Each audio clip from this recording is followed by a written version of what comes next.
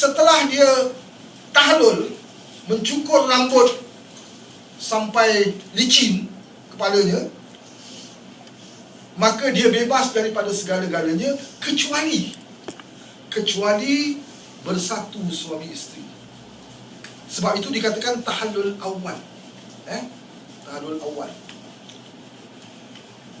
Setelah itu maknanya kita dah boleh pakai pakaian biasa kita.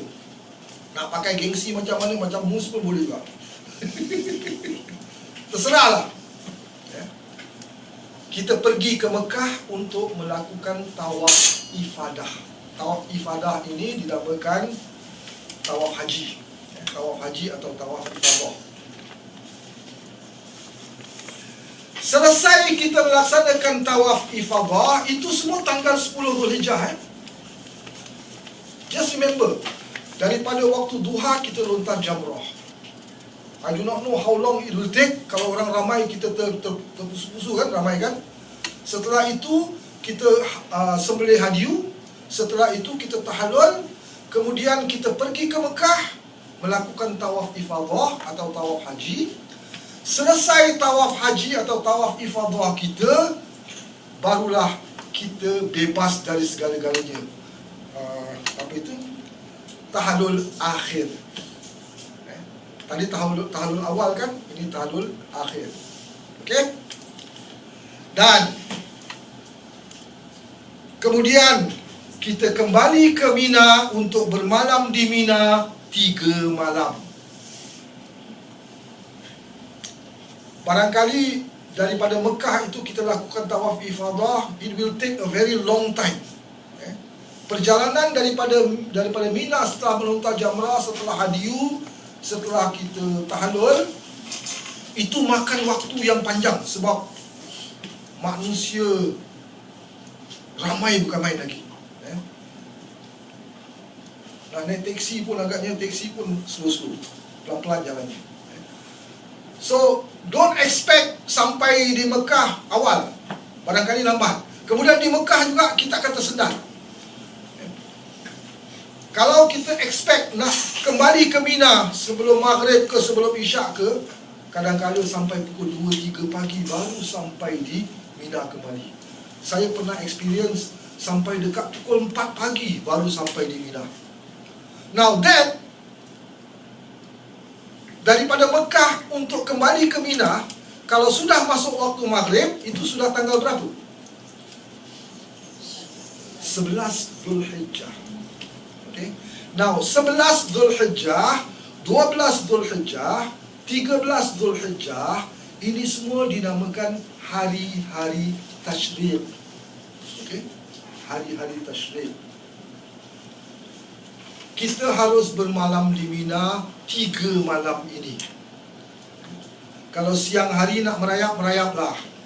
Tapi 3 hari itu nanti, selepas tergelincir matahari, maknanya masuk waktu zuhur, kita disunnahkan melontar jamrah ula, jamrah wusta, jamrah aqabah. 3 jamrah ini selepas tergelincir matahari, maknanya sesudah masuk waktu zuhur. The 3 days, itu nanti ada nafar awal, nafar thani. I will deal on it bila kita kaji secara terperinci. Kalau hari ini kita kan kaji secara umum saja. Setelah bermalam di Mina 3 malam dengan melontar, tiap-tiap hari melontar 3 jamrah ula, wusta, aqabah, selesai ibadah haji kita. Walaupun pada semalamnya, pada 3 malam sebelumnya, 10 Zulhijjah, setelah kita tawaf ifadah, kita sudah bebas kan, dah tahallul akhir atau tahallul thani. Namun masih ada yang harus kita lakukan, iaitu kembali ke Mina 3 malam, melontar jamrah ula, wusta, aqabah pada waktu duha, pada waktu tergelincir matahari, maknanya sudah masuk waktu zuhur. Selesai itu artinya completed ibadah haji kita. Nah, ada satu perkara lagi. Ada satu perkara lagi. kita sudah melaksanakannya, barangkali kalau menurut package yang kita ikut, package haji, ada lagi beberapa hari yang kita berada di Mekah. Do whatever you want to do.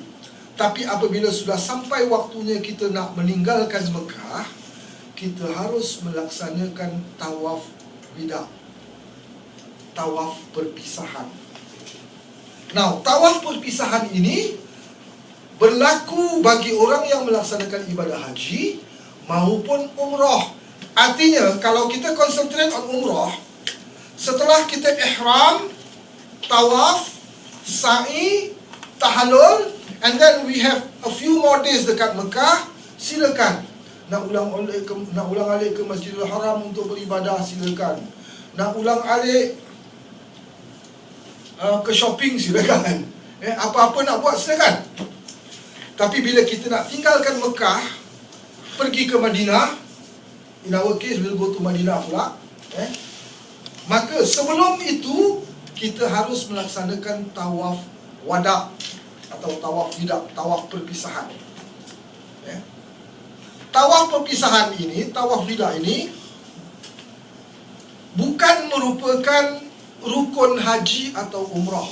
Tetapi bila kita melakukan haji atau umrah, ini istilahnya pamitan. Apa pamitan? Ucapkan selamat tinggal. Kita kan ketemu Masjidil Haram, ketemu Kaabah, kan? Jadi untuk meninggalkannya, kita pamit, kita apa permisi, kita ucapkan wish goodbye kepada Masjidil Haram. Itu yang kita namakan tawaf wida. Cuma kalau dalam urusan haji ini, bagi perempuan-perempuan yang uzur, kebetulan nak berangkat, dia uzur, dimaafkan daripada melaksanakan tawaf wida. Bagi laki-laki tak ada, kecuali laki-laki yang ada yang uzur lah. Now that's about all tentang secara ringkas ibadah umrah, termasuk di dalamnya haji. Daripada sini kita boleh dapat lihat, bagi ibadah umrah sahaja, maka manasiknya meliputi perkara-perkara dari 5A sampai 5D, juga 5O. Boleh faham tak ni? 5A, B, C, D, and then 5O. Yang daripada E sampai N, itu ibadah haji. Okay? So now we concentrate more on A, B, C, D, and O. Now,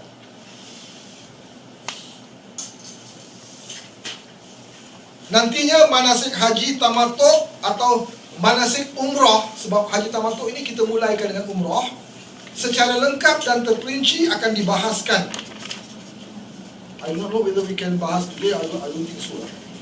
Kita akan bahaskan pada kajian minggu depan, insyaAllah.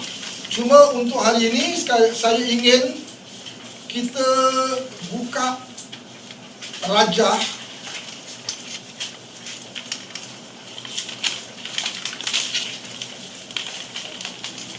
boleh nampak ini Kaabah, rajah Kaabah.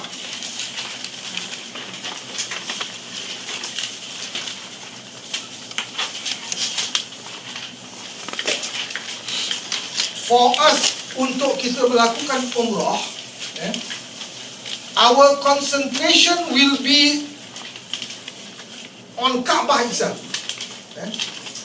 Kita tak pergi ke Mina, tak pergi ke Muzdalifah. Itu semua tempat kita tak pergi. Arafah semua kita tak pergi. Cuma kita pergi secara ziarah lah. But ibadah tak ada. Ibadah semuanya di Mekah. Di Kaabah, di Masjidil Haram. So it is best that I explain to you a bit regarding Kaabah itu sendiri. Now, Kaabah ini adalah sebuah bangunan 4 persegi. Maknanya dia ada 4 penjuru,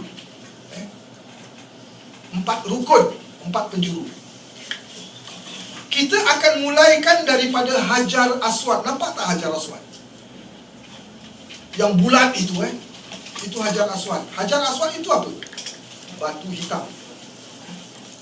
Kita akan mulai ibadah tawaf kita dari garis Hajar Aswad. Saya dengar sekarang ini tak ada garis coklat lagi. Wallahu a'lam lah. Nanti kita lihat bagaimana.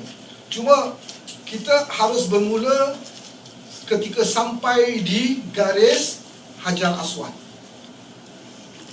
Setelah Hajar Aswad,